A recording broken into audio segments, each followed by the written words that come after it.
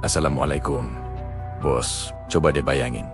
Kamu lagi nyantai rebahan, scroll HP, terus tiba-tiba terdengar suara azan. Tapi kali ini yang azan bukan Bilal masjid, bukan ustadz kampung sebelah. Yang azan itu Rasulullah Muhammad SAW sendiri. Kira-kira kamu bakal langsung lari ke masjid?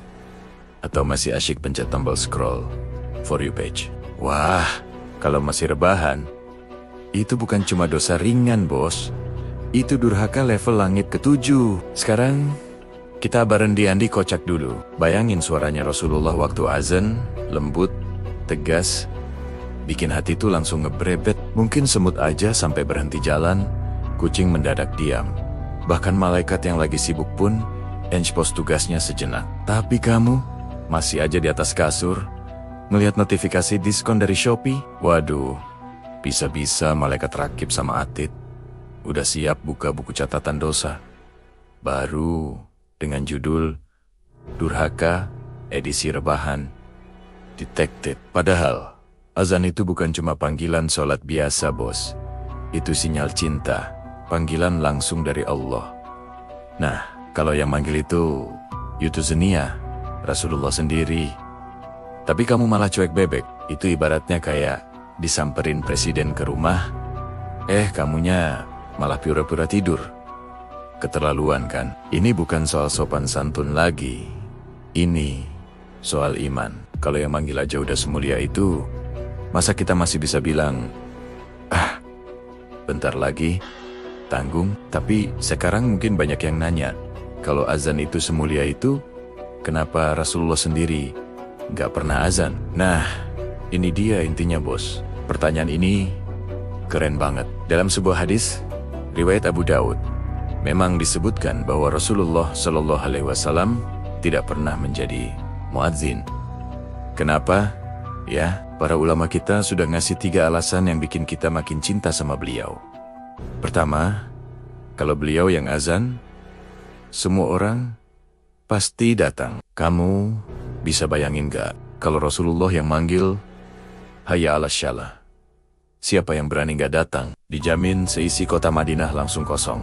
Pasar jadi sepi, bahkan kambing-kambing aja mungkin ikut lari ke masjid. Nah, karena kasih sayang beliau, Rasulullah lebih memilih sahabatnya yang azan. Ini supaya keutamaan jadi muadzin itu bisa jadi amal jariah juga buat umatnya, bukan cuma untuk beliau sendiri. Alasan kedua, karena beliau adalah pemimpin salat, bukan pemanggilnya. Rasulullah SAW ingin menunjukkan kepada kita pentingnya pembagian tugas. Ada yang bertugas memanggil, yaitu muadzin, dan ada yang bertugas memimpin, yaitu imam. Beliau mengajarkan kita tentang sebuah sistem, sebuah keteraturan, bukan sekadar pameran kehebatan.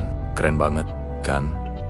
Cara berpikir pemimpin kita ini. Dan alasan ketiga, yang paling menyentuh, adalah karena azan itu sebuah penghormatan untuk umatnya. Beliau ingin memberikan kesempatan istimewa ini kepada para sahabatnya, seperti Bilal bin Rabah, sahabat yang suaranya, kata para ulama, saking indahnya sampai bikin malaikat di langit ikut merinding. Rasulullah memberikan panggung kemuliaan itu untuk sahabat yang dicintainya. Ini bukti betapa beliau sangat menghargai dan ingin mengangkat derajat umatnya. Nah, ngomong-ngomong soal keutamaan azan, Rasulullah SAW pernah bersabda, muadzin itu akan diampuni sejauh suara adzannya terdengar, dan setiap makhluk yang mendengarnya, baik yang basah maupun yang kering, akan menjadi saksi untuknya di hari kiamat.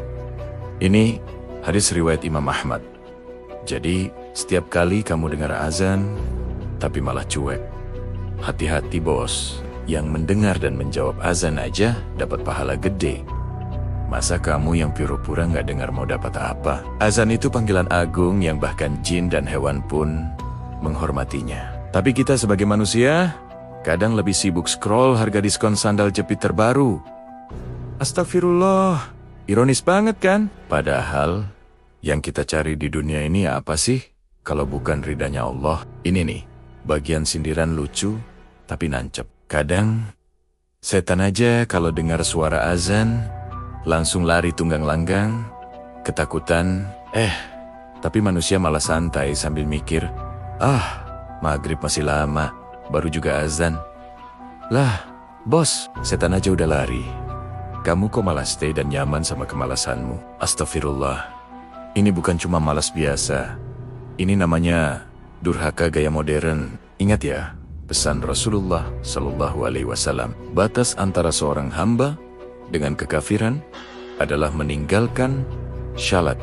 Ini hadis riwayat Muslim. Jadi, kalau kamu dengar azan tapi nggak ada niat untuk bergerak, itu sama aja kayak lagi enggitis-enggitis batas iman kamu sendiri.